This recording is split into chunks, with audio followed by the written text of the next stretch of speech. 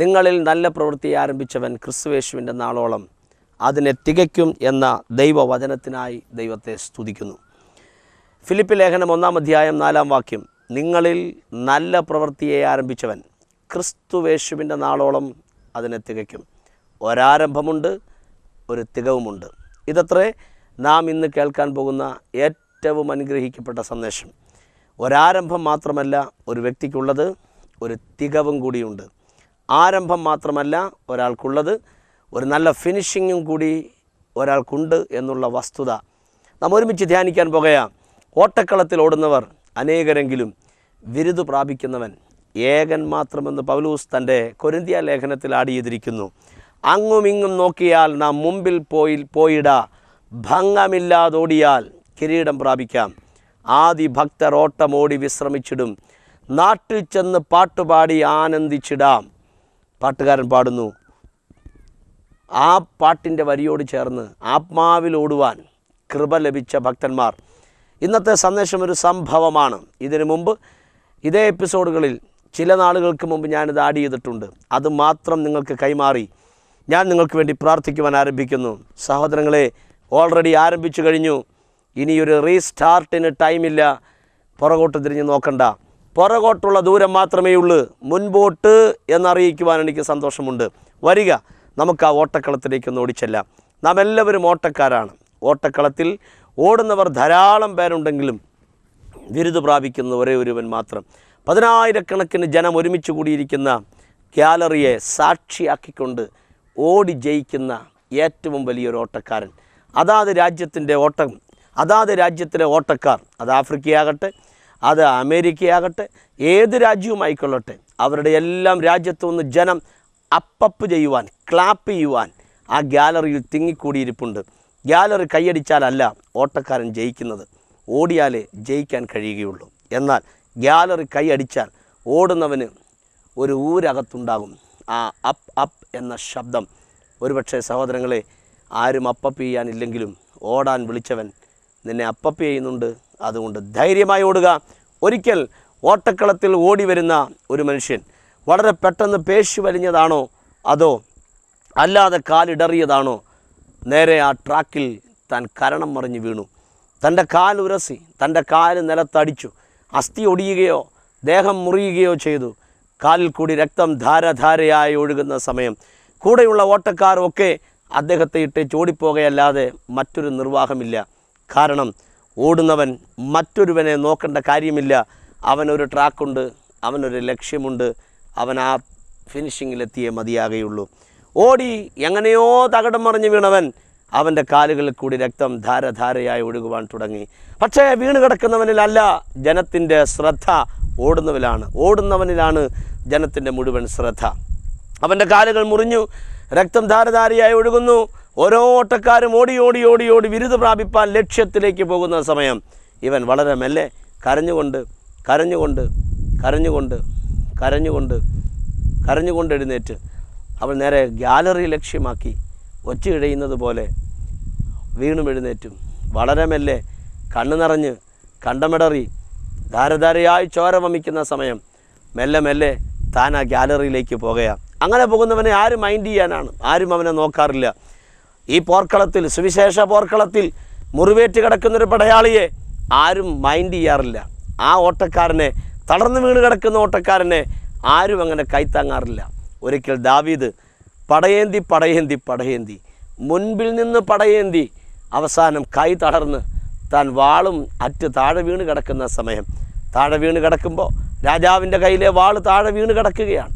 വളരെ പെട്ടെന്ന് 24 വിരലുകളുള്ള രാഫാ മക്കളിൽ ഒരുവനാകുന്ന ഇഷ്ബി ബെനോബ് തന്നെ വെട്ടിത്തകർക്കുവാൻ വേണ്ടി മുമ്പിലേക്ക് വരുമ്പോൾ അബീഷായി എന്ന് പറയുന്ന ദാവീദിൻ്റെ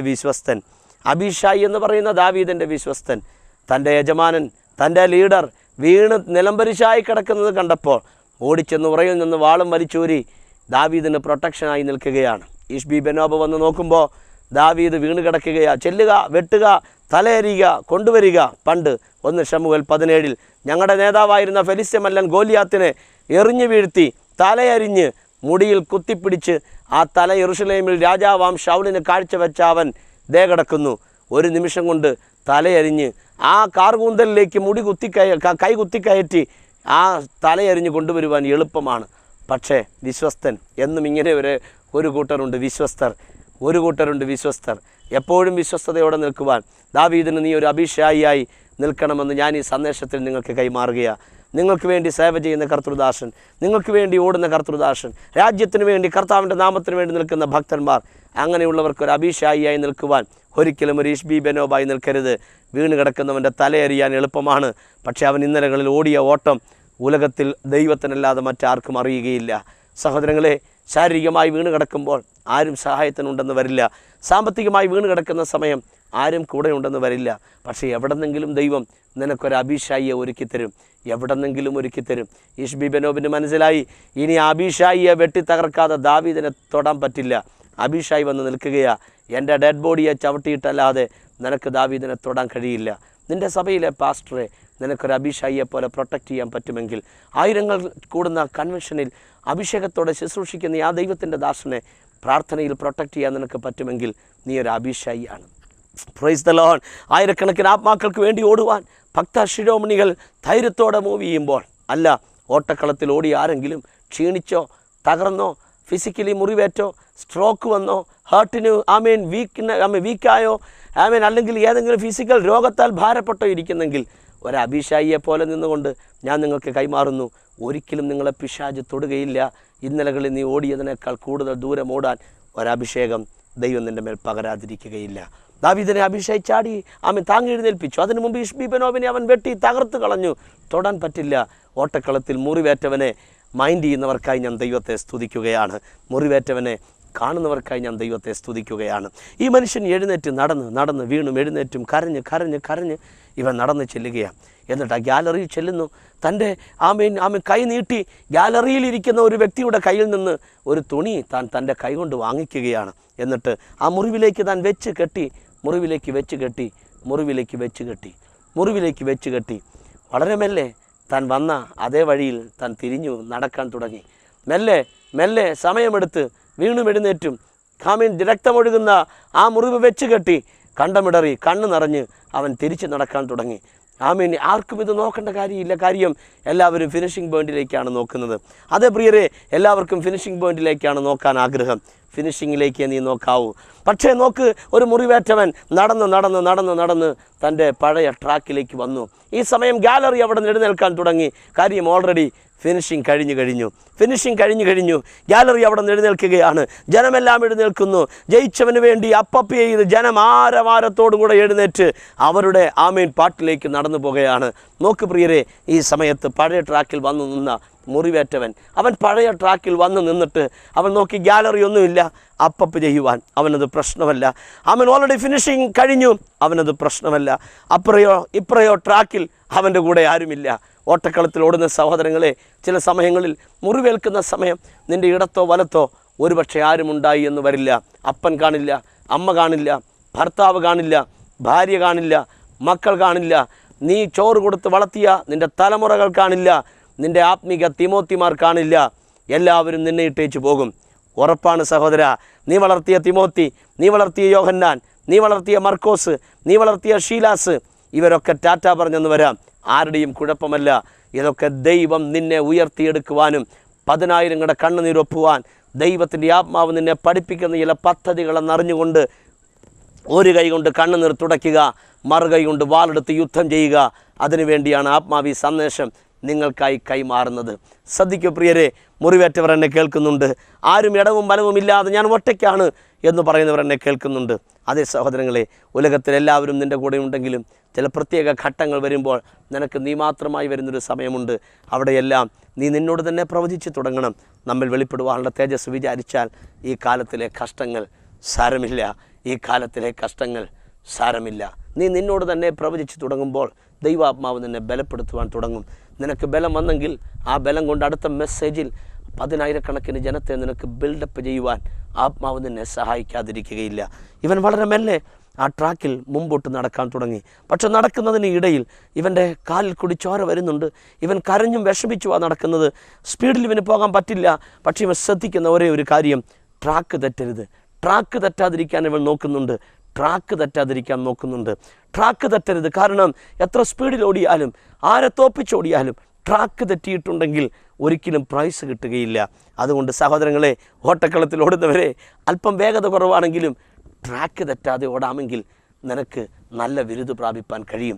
പലർക്കും സ്പീഡുണ്ട്, പലരും പലരെയും തോൽപ്പിച്ചാണ് ഓടുന്നത്. പക്ഷേ അവരുടെ ഇടയിൽ ട്രാക്ക് തെറ്റിപ്പോയി. ആരുടെയോ ട്രാക്കിൽ അവർ കാല് ചവിട്ടി. അപ്പുറത്തെ ഓടുന്ന പാസ്റ്റർ, ഇപ്പുറത്തോടുന്ന പാസ്റ്റർ, അപ്പുറത്തെ സഭ, ഇപ്പുറത്തെ സഭ, അവിടെയൊക്കെ കാലുകൾ അറിഞ്ഞോ അറിയാതെയോ ഒക്കെ പോയി. ഒരിക്കലും ചെയ്യരുത്, ഒരിക്കലും ചെയ്യരുത്, ഒരിക്കലും ചെയ്യരുത്. അവരവർക്ക് ദൈവം തന്ന ട്രാക്കിൽ വിശ്വസ്തയോടെ ഓടുക. നോക്കൂ, ആ ഗാലറി മുഴുവൻ എഴുന്നേറ്റു, എല്ലാവരും പോയി. പക്ഷേ ഒരു വ്യക്തി അവിടെ ഇതെല്ലാം ശ്രദ്ധിച്ചുകൊണ്ട് നിൽക്കുന്നുണ്ടായിരുന്നു. എന്താ കാര്യമെന്നറിയാമോ? ഈ ഭോഷനായ മനുഷ്യൻ വീണു, തകിടം മറിഞ്ഞു. അവന് പ്രൈസില്ല, ഇനി അവൻ ഓടാൻ പറ്റില്ല, അവൻ ഓടിയാലും രക്ഷയില്ല. പക്ഷേ ആ മുറിവേറ്റ കാലും വെച്ച് കെട്ടി അവൻ പിന്നെയും എഴഞ്ഞെഴഞ്ഞെഴഞ്ഞ് വരികയാണല്ലോ.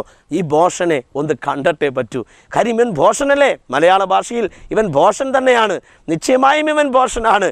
വേദന കടിച്ചമർത്തി, കണ്ണ് നിറഞ്ഞ്, കണ്ടമിടറി, ചോര ധാരധാരയായി ഒഴുകുമ്പോൾ ഇങ്ങനെ വരേണ്ട കാര്യം ഇവനുണ്ടോ? മണിക്കൂറുകളെടുത്ത് ട്രാക്ക് തെറ്റാതെ അവൻ ആ ഫിനിഷിംഗ് പോയിന്റിൽ വന്ന് സന്തോഷത്തോടെ അവൻ കൈ ഉയർത്തി. പെട്ടെന്ന് ആ ഗാലറിയിലിരുന്ന ആ മനുഷ്യൻ, എഴുന്നേറ്റ് പോകാതിരുന്ന മനുഷ്യൻ നടന്ന് ഇവൻ്റെ അടുക്കൽ വന്നു. ചോദിച്ചു, ഹേ മനുഷ്യ, എനിക്ക് നിന്നോടൊരു ചോദ്യം ചോദിക്കാനുണ്ട്. നീ ആ ചോദ്യത്തിന് ആൻസർ ചെയ്തേ പറ്റുകയുള്ളൂ. എന്താണ് ആ ചോദ്യം? നീ വീണു എന്നുള്ളത് സത്യം, നീ താഴെ തകിടം മറിഞ്ഞു വീണു, കാരണം മറിഞ്ഞു എന്നുള്ളത് സത്യം, കാല് ഒടിഞ്ഞു, ഇല്ലെങ്കിൽ കാല് മുറിഞ്ഞു, ചോര വന്നു, സത്യം. നീ മെല്ലെ ആ ഗാലറിയിലേക്ക് വീണും എഴുന്നേറ്റും എഴഞ്ഞെഴഞ്ഞെഴഞ്ഞ് പോയപ്പോൾ ഞാൻ വിചാരിച്ചത് നീ നിൻ്റെ ആൾക്കാരുടെ അടുത്ത് കൈ കൊടുത്ത് നീ ടാറ്റ പറഞ്ഞ് ഈ ഓട്ടക്കളം വിട്ട് പോകാനാണെന്ന്. പക്ഷെ നീ ഒരു ആരോടെ തുണി വാങ്ങി ആ മുറിവ് വലിച്ചു കെട്ടി നീ പഴയ ട്രാക്കിലേക്ക് തിരിച്ചു വന്ന് നീ ആ ട്രാക്ക് തെറ്റാതെ വീണും എഴുന്നേറ്റും വേദന സഹിച്ച് ചോരയൊഴുകുന്ന ആ കാലോടുകൂടെ കണ്ടമിടറി കരഞ്ഞുകൊണ്ട് ട്രാക്ക് തെറ്റാതെ സമയമധികമെടുത്ത് വളരെ മെല്ലെ നീ ഈ ഫിനിഷിങ്ങിലേക്ക് വരുവാൻ നിന്നെ പ്രേരിപ്പിച്ച ഘടകം എന്താണ്? ഏതെങ്കിലും ഒരു കാര്യം നിൻ്റെ ഉള്ളിൽ പ്രേരണയായില്ലായിരുന്നു എങ്കിൽ നിനക്കിങ്ങനെ ചെയ്യാൻ കഴിയില്ല. അതിന് അദ്ദേഹം കൊടുത്ത ആൻസർ ലോകപ്രസിദ്ധമാണ്. ആ സംഭവം, ആ വാക്കുകൾ നിങ്ങൾക്ക് കൈമാറി ഞാൻ പ്രാർത്ഥിക്കുവാൻ ആഗ്രഹിക്കുന്നു. സുവിശേഷ വേലയിൽ ഇറങ്ങാൻ മടിക്കേണ്ട, മുറിവേൽക്കുമെന്നോർത്ത് മുന്നണി പോരാളിയായി ഇരിക്കാൻ മടിക്കേണ്ട. മുന്നണി പോരാളിയായി നിൽക്ക്. ഒന്നുകിൽ രക്തസാക്ഷിയായി മരിക്കാം, ഇല്ലെങ്കിൽ പ്രസംഗപീഠത്തിൽ നിന്ന് 1000 കോടി വാഹനഗോളങ്ങൾക്കപ്പുറേ നിനക്ക് പറന്നു പോകാൻ ഒരു ചാൻസ് ദൈവം തരും. നാട്ടുകാർക്കും വീട്ടുകാർക്കും തലവേദനയായി ഒന്ന് ചത്ത് കിട്ടിയിരുന്നെങ്കിൽ കൊള്ളായിരുന്നു എന്നുള്ള മേഖലയിൽ എത്തിയിട്ട് കണ്ണടയാനല്ല, ഒന്നുകിൽ യേശുവിന് വേണ്ടി രക്തസാക്ഷിയായി, ഇല്ലെങ്കിൽ സുവിശേഷം പറഞ്ഞുകൊണ്ട് നിൽക്കുമ്പോൾ, അതിശക്തമായി പ്രസംഗിച്ചു കൊണ്ട് നിൽക്കുമ്പോൾ, അതിശക്തമായി ആരാധിച്ചു കൊണ്ട് നിൽക്കുമ്പോൾ അകത്ത് ദൈവം വെച്ച പ്രാവ് 1000 കോടി വാനഗോളങ്ങളെ താണ്ടി പറന്നു പോട്ടെ. അടക്കത്തേക്കാൾ നല്ലൊരു അന്ത്യമെന്ന് അറിയുന്നവർക്കായി ഞാൻ ദൈവത്തെ സ്തുതിക്കുന്നു. ഈ മനുഷ്യൻ പറയുക, ഹേ മനുഷ്യ, ഞാൻ വീണു, സത്യം, എൻ്റെ കാല് തകർന്നു പോയി, മുറിവേറ്റു, ചോര വന്നു, ഞാൻ നടന്ന് അലറിക്കരഞ്ഞ് വേദന സഹിച്ച് ഞാൻ നേരെ ഗാലറിയിലേക്ക് പോയി ഒരു തുണി വാങ്ങി വലിച്ചു കെട്ടി, സത്യം, പഴയ ട്രാക്കിലേക്ക് ഞാൻ വന്നു, സത്യം, ഞാൻ ട്രാക്ക് തെറ്റാതെ നോക്കി, നേരെ മുമ്പോട്ട് ട്രാക്ക് തെറ്റാതെ അധിക സമയമെടുത്ത് ഞാൻ വീണ്ടും എഴുന്നേറ്റും. ഞാൻ ഇവിടെ വരുവാൻ എന്നെ പ്രേരിപ്പിച്ച ഒന്നാമത്തെ ഘടകം, എന്നെ ഇങ്ങോട്ട് അയച്ചത് എൻ്റെ വീടല്ല, എന്നെ ഇങ്ങോട്ട് അയച്ചത് എൻ്റെ രാജ്യമത്രേ. Praise the Lord. അദ്ദേഹം പറയുന്ന ഒന്നാമത്തെ കാര്യം ഇതാ, എന്നെ ഇങ്ങോട്ട് അയച്ചത് എൻ്റെ വീടല്ല, കേട്ടോ, എന്നെ ഇങ്ങോട്ട് അയച്ചത് എൻ്റെ രാജ്യമത്രേ. എന്നെ കേൾക്കുന്ന സഹോദര, നിങ്ങളെ വേലയ്ക്ക് വിളിച്ചത് വീടല്ല, നിങ്ങളെ വേലയ്ക്ക് വിളിച്ചത് ദൈവമത്രേ. സുവിശേഷം ഏൽപ്പിച്ചത് നിങ്ങളുടെ വീടല്ല, സുവിശേഷം ഏൽപ്പിച്ചത് ദൈവമത്രേ. ഇറങ്ങ്, ഫോളോ മീ എന്ന് പറഞ്ഞത് അപ്പനല്ല, അമ്മാവിയപ്പനല്ല, ഭർത്താവല്ല, ഭാര്യയല്ല, നിന്നെ സ്നാനപ്പെടുത്തിയ ദൈവത്തിൻ്റെ ദാസനല്ല, നിന്നെ ബൈബിൾ സ്കൂളിൽ അഭ്യസിപ്പിച്ച ദൈവത്തിൻ്റെ അഭിഷിക്തന്മാരല്ല. നിന്നെ വേലയ്ക്ക് വിളിച്ചത് നിനക്ക് വേണ്ടി ജീവൻ പ്രദാനം ചെയ്ത നസ്രായനായ യേശുവാണെന്ന് അറിയുന്നവർക്കായി ഞാൻ ദൈവത്തെ സ്തുതിക്കുകയാണ്. നിന്നെ വിളിച്ചത് വീടല്ല, നിന്നെ വിളിച്ചത് രാജ്യമാണ്. ഏതാണ് ഈ രാജ്യം? ആ രാജ്യം അത്രേ കിങ്ഡം ഓഫ് ഗോഡ്, ദൈവത്തിൻ്റെ രാജ്യം. സഹോദര, മുറിവേറ്റ് കിടക്കുന്ന പടയാളി, ആരുമില്ലാതെ ഒറ്റയ്ക്ക് അലറിക്കരഞ്ഞ് പ്രാർത്ഥിക്കുന്ന സഹോദര, സഭ നിനക്കെതിരാകുമ്പോൾ, കമ്മറ്റിക്കാർ നിന്നെ മുൾക്കൊളുത്തിൽ നിർത്തുമ്പോൾ, കോരകും ദാദാനും ആ ബീരാമും നിനക്കെതിരെ വിരൽ ചൂണ്ടുമ്പോൾ മറക്കരുത്, സ്വന്തം കുടുംബം നിനക്കെതിരെ പാത്തി ഉയർത്തി ആടി ഫണം നിവർത്തി കൊത്തി വിഷമകത്ത് കയറ്റുമ്പോൾ ആരും എന്നെ അറിയുന്നില്ലല്ലോ, എന്നെ അറിയാവുന്നവർ പോലും അറിയുന്നില്ല എന്ന് നടിക്കുകയാണല്ലോ, എൻ്റെ കഷ്ടപ്പാടുകൾ ആരും കാണുന്നില്ലല്ലോ, എൻ്റെ ഓട്ടവും അധ്വാനവും ആരും കാണുന്നില്ലല്ലോ, ഞാൻ നിർത്തിയേക്കാം, ഒരു സൈഡ് പറ്റി ഞാനങ്ങ് പൊക്കോളാം, ദൈവത്തിൻ്റെ മുമ്പിൽ വിശ്വസ്തയോടെ നിന്ന് എന്തെങ്കിലും കാര്യം ചെയ്തു പോകാം, ഈ ഓവർലോഡ് ഞാൻ വഹിക്കുന്നില്ല എന്നാണോ നിൻ്റെ ഭാഗം? പക്ഷെ ഇന്ന് കർത്താവ് നിനക്ക് കൈമാറുകയാണ്. നിന്നെ അയച്ചത് നിൻ്റെ വീടല്ല സഹോദര, നിന്നെ അയച്ചത് നിൻ്റെ രാജ്യമാണ്. ഏതാണ് ഈ രാജ്യം? ആ രാജ്യം അത്രേ kingdom of God. Praise God. ഞാൻ നിങ്ങളെ ആത്മാവിൽ ബലപ്പെടുത്തുകയാണ്. പലരെയും ദൈവം തൊടുന്നത് ഞാൻ അറിയുന്നു. ഹൃദയം നിറഞ്ഞാണ് ഞാൻ നിങ്ങൾക്കിത് കൈമാറുന്നത്. ആരും കണ്ടില്ലെന്ന് വരാം, ഒരു കൈ കൊണ്ടാരും താങ്ങിയെന്ന് വരില്ല, ഒരു വിരൽ കൊണ്ടാരും സപ്പോർട്ട് ചെയ്തു എന്ന് വരില്ല. പക്ഷെ ധൈര്യമായി വിളിച്ചവൻ വിശ്വസ്തൻ. പാട്ടുകാരൻ അങ്ങനെയല്ല പാടിയത്, വിളിച്ചവൻ എന്നും വിശ്വസ്തൻ, അന്ത്യത്തോളം കാക്കും അവൻ, നിന്നെ വഴിയിൽ അവൻ കൈവിടുകയില്ല, നിനക്ക് ആശ്രയമില്ലാതാവില്ല, നിന്നെ വഴിയിൽ അവൻ കൈവിടില്ല, ആശ്രയമില്ലാതാവില്ല. ഇദ്ദേഹം പറഞ്ഞ രണ്ടാമത്തെ കാര്യം, ഒന്ന്, എന്നെ ഇങ്ങോട്ട് അയച്ചത് വീടല്ല, എന്നെ ഇങ്ങോട്ട് അയച്ചത് രാജ്യമത്രേ. രണ്ടാമത് താൻ പറഞ്ഞൊരു കാര്യം, എൻ്റെ രാജ്യം ഇങ്ങോട്ട് അയച്ചത് സ്റ്റാർട്ട് ചെയ്തിട്ട് തിരിച്ചു വരുവാനല്ല, എൻ്റെ രാജ്യം എന്നെ അയച്ചത് ഫിനിഷ് ചെയ്തിട്ട് തിരിച്ചു വരുവാൻ അത്രേ. എൻ്റെ രാജ്യം എന്നെ അയച്ചത് സ്റ്റാർട്ട് ചെയ്തിട്ട് നീ തിരിച്ച് രാജ്യത്തേക്ക് പോര് എന്ന് പറഞ്ഞല്ല എന്നെ അയച്ചത് ഫിനിഷിംഗ് പോയിന്റിൽ വന്നിട്ടേ നീ പോരാവൂ. സ്റ്റാർട്ടിങ്ങും കഴിഞ്ഞു, ഫിനിഷിങ്ങും കഴിഞ്ഞ് നീ സന്തോഷത്തോടെ വരണം. സന്തോഷത്തോടെ ഹൃദയം നിറഞ്ഞ് ആത്മസാന്നിധ്യത്തിൽ ഞാൻ നിങ്ങൾക്ക് കൈമാറുകയാണ്. പരിശുദ്ധാത്മാവിൻ്റെ നിറവിൽ നിന്നെ വിളിച്ചത് സ്റ്റാർട്ട് ചെയ്തിട്ട് തിരിച്ചു വരാനല്ല, നിനക്കൊരു ഫിനിഷിംഗ് ഉണ്ട്.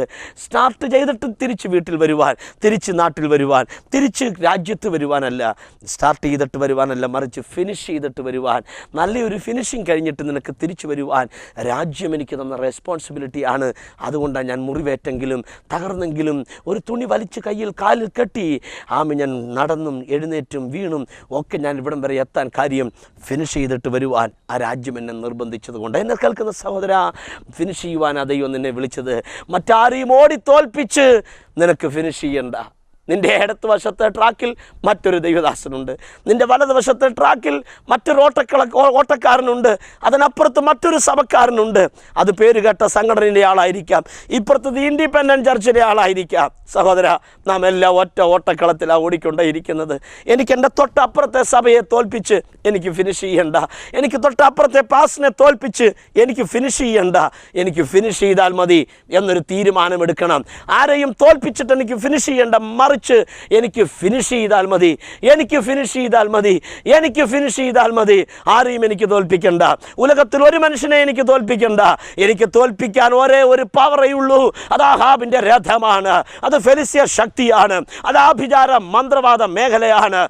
എൻ്റെ യേശുവിൻ്റെ ശത്രുവാണ് അവൻ, ആ പൈശാചിക ലൂസിഫർ. അവൻ്റെ തന്ത്രങ്ങളെ ഓടിത്തോൽപ്പിച്ച് ആത്മാവിൽ അക്കരെ എത്തുവോളം ഓടുവാൻ, അതിനാണ് ദൈവം എന്നെ വിളിച്ചിരിക്കുന്നത്.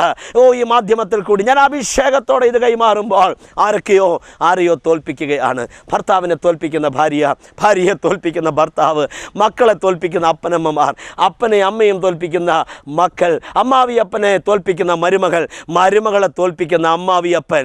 എവിടെ പോയി സാറേ? നീ മാറിക്കൊടുക്ക്. ഈ ഒരു യുദ്ധമില്ലാത്തൊരു ഗണം വരുന്നുണ്ട്, അവർ ഓടിപ്പോകട്ടെ.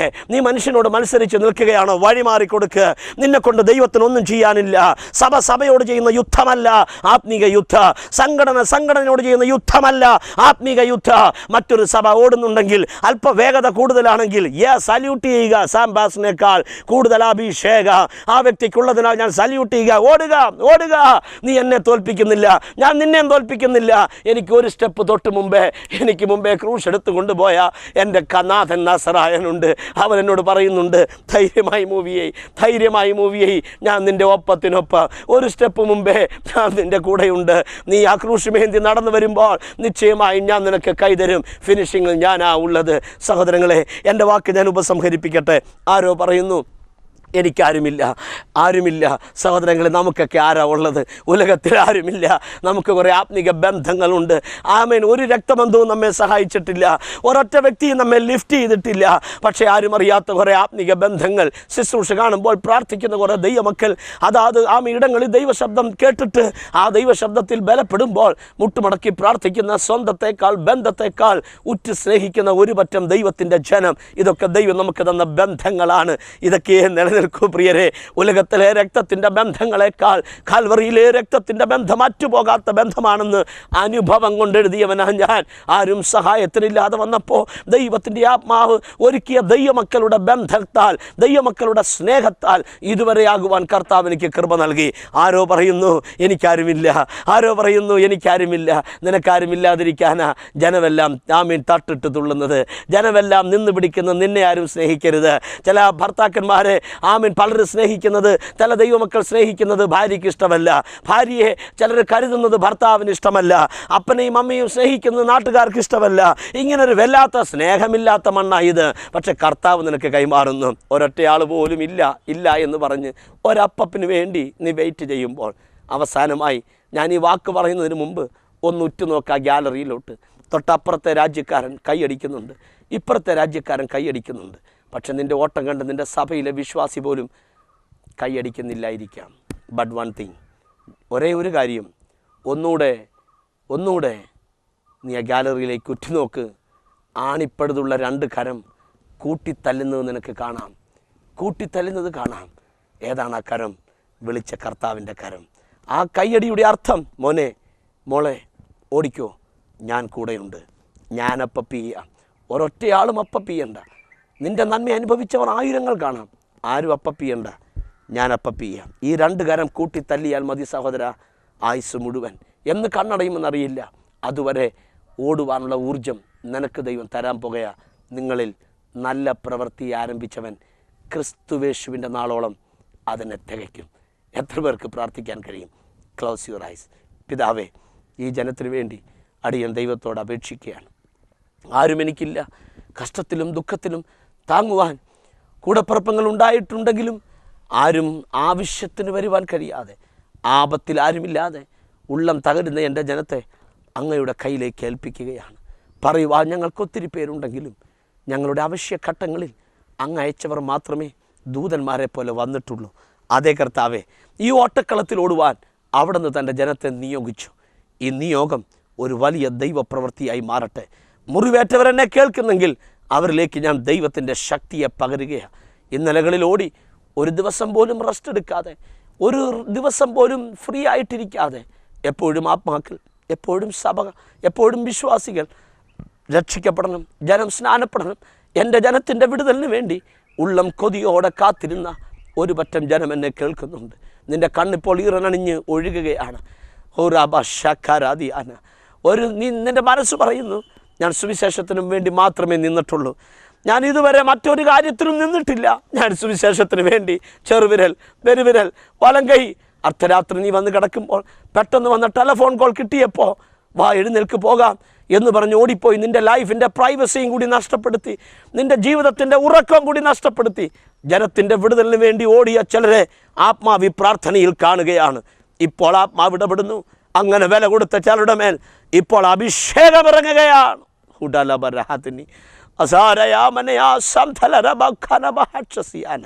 അപ്പോൾ ഈ ജനത്തെ ഞാൻ ആത്മാവിൽ അനുഗ്രഹിക്കുന്നു.